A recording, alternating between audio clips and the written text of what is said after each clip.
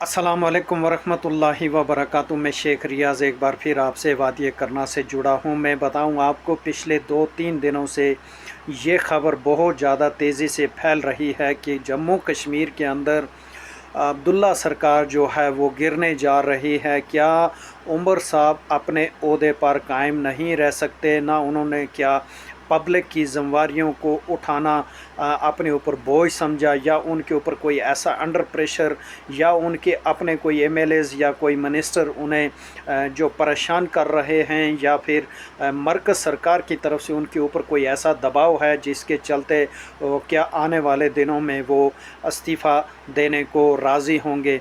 क्या उमर साहब इस्तीफ़ा देंगे या आने वाले दिनों में सरकार को और मजबूती से आगे बढ़ाएंगे?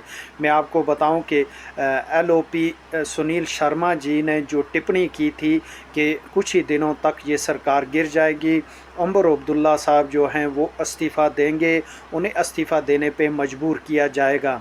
अभी जैसे सूत्रों के हवाले से जो खबर मिली है, मैं आपको बताऊं कि 3 तारीख को जो एक मीटिंग रखी गई है इनसे की द्वारा जम्मू कश्मीर के अंदर, उसमें ये तय किया जाएगा कि आने वाले जो समय है सरकार के पास, चीफ़ मिनिस्टर अब्दुल्ला साहब जो हैं, उमर अब्दुल्ला साहब, वो क्या सरकार को आगे चला पाएंगे या फिर वो इस्तीफ़ा देने पे राज़ी होंगे?